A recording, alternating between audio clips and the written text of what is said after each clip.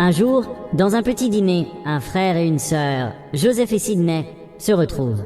Il y a quelque temps, ils ont réalisé un braquage ensemble et ont réussi à s'enfuir avec 7 millions de dollars, une somme que Joseph transporte dans un grand sac. Ils discutent brièvement de leur avenir. Sidney a besoin de cet argent pour rembourser ses dettes et s'occuper de sa fille, Steph. Elle regrette de ne pas avoir été la mère qu'elle aurait dû être et veut réparer ses erreurs. Mais avant tout, ils doivent se cacher dans un endroit où personne ne pourra les retrouver. Joseph affirme connaître un lieu parfait, mais avant qu'il puisse en dire plus, une sirène de police retentit à l'extérieur. Sans perdre une seconde, ils s'enfuient dans la forêt. Là, ils se changent et jettent leurs vieux vêtements dans un marécage. Joseph explique qu'une amie lui a proposé de se réfugier dans sa maison de campagne, un endroit oublié de tous. Après une longue marche, ils atteignent un champ de maïs et entendent des coups de feu. Prudemment, ils approchent de la maison et découvrent une voiture garée devant. 3 hommes, armés de fusils, s'amusent à tirer sur des bouteilles vides. Sidney tente de les faire partir, mais sa menace ne les impressionne pas. Pourtant, lorsque Joseph se montre, les 3 hommes prennent la fuite. Sans perdre de temps, ils entrent dans la maison, qui semble abandonnée. Joseph remarque immédiatement une grande horloge, puis il parcourt les pièces en constatant le désordre et l'abandon du lieu. Soudain, des sirènes retentissent à nouveau. Sidney veut s'enfuir, mais Joseph l'arrête et lui montre une porte menant à un cellier. Il s'empresse alors de manipuler les aiguilles de l'horloge principale d'une manière précise, pendant que Sidney fait de même avec d'autres horloges. Lorsqu'elles sonnent toutes en même temps, ils entrent dans le cellier et referment la porte derrière eux. À cet instant, le tonnerre gronde et des éclairs illuminent la maison.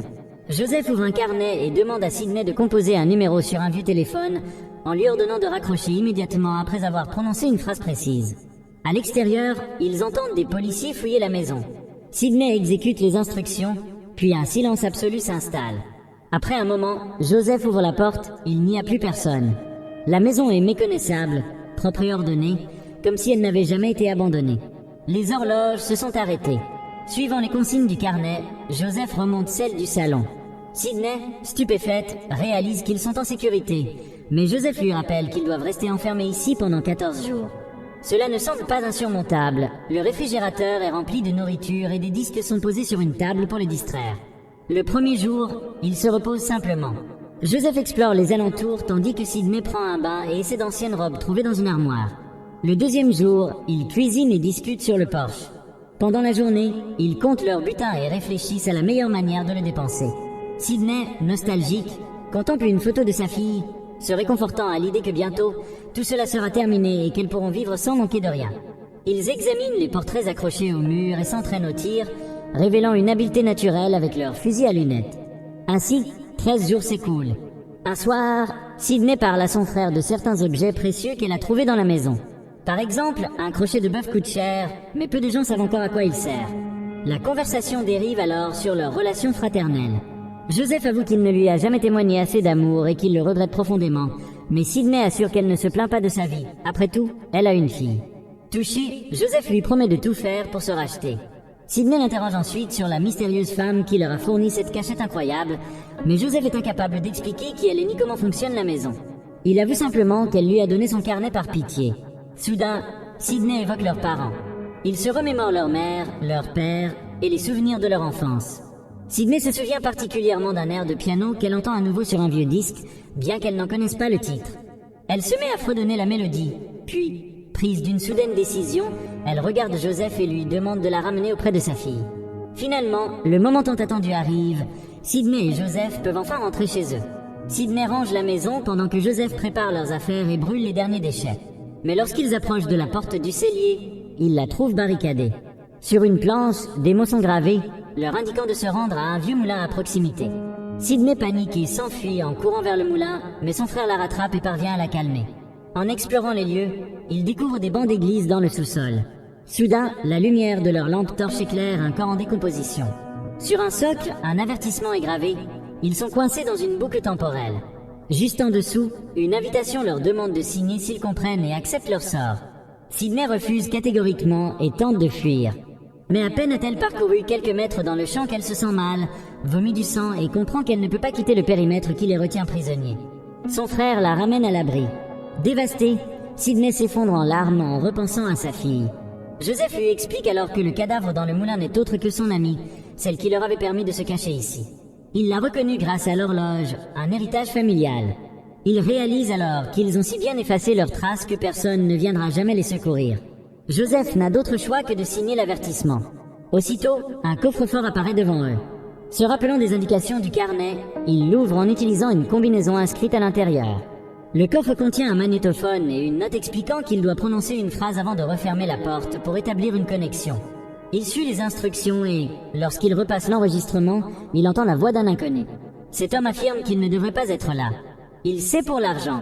Sidney lui propose d'en partager une partie en échange de leur liberté, mais le magnétophone se tait. Joseph commence à croire qu'il communique avec quelqu'un du futur. Sidney refait l'expérience, ouvrant et refermant le coffre. La voix réapparaît, expliquant que leur existence doit être effacée pour préserver l'équilibre fragile des forces qui régissent cet endroit. Mais Joseph comprend que ces étrangers ont besoin d'eux, autrement il les aurait déjà anéantis. L'inconnu leur révèle alors l'unique moyen de s'en sortir vivant, rester sur la ferme et tuer un mystérieux visiteur qui arrivera à un moment inconnu. Une fois ces restes détruits, ces entités leur permettront de regagner leur époque. Sidney et Joseph retournent à la maison. Sidney inspecte les placards et le réfrigérateur, qui sont à nouveau remplis de nourriture et d'alcool. Elle décide de surveiller en permanence les abords de la ferme pour ne pas manquer l'arrivée de l'étranger. Convaincue que leur sort est déjà scellé, elle cherche malgré tout un moyen de s'échapper. Joseph suggère d'établir des tours de garde. Pendant que Sidney vide les bouteilles d'alcool, ils cachent leurs armes dans plusieurs endroits du jardin et du moulin. Alors que Joseph monte la première garde, Sidney explore la maison, étudiant les portraits et les photos sur les murs. Puis ils échangent leurs rôles, Sidney scrutant les alentours tandis que Joseph inspecte l'intérieur. Presque un an s'écoule ainsi. Leur quotidien est facilité par le réfrigérateur qui leur fournit toujours de la nourriture, l'électricité et le chauffage qui fonctionnent parfaitement. Sidney continue d'examiner de vieux journaux et documents qu'elle trouve dans la maison. Elle regarde des émissions d'époque, s'exerce avec le crochet de boucher et allume des feux de camp le soir.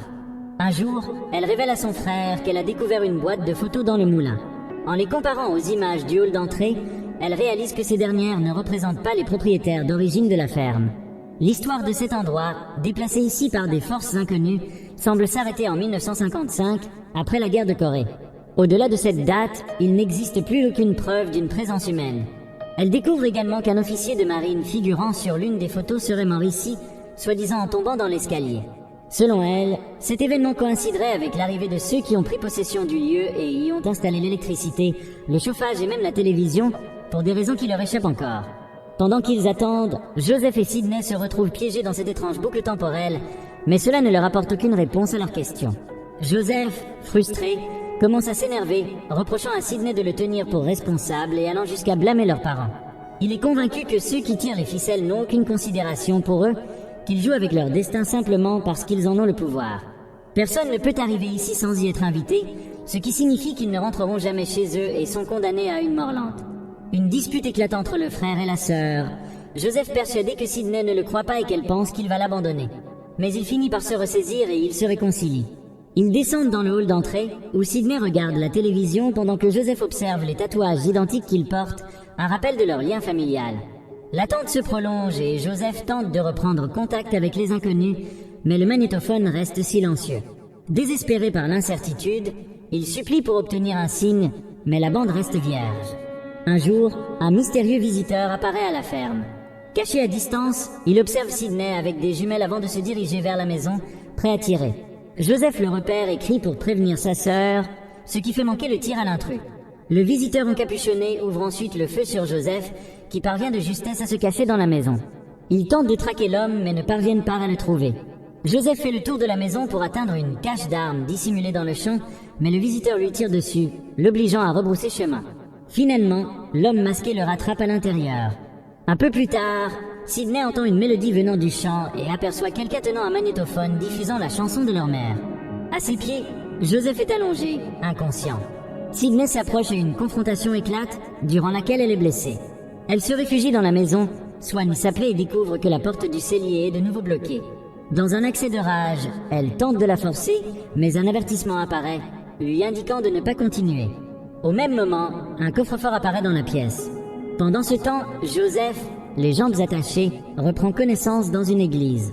Sidney ouvre la connexion avec les étrangers, insistant sur le fait qu'elle veut partir avec son frère.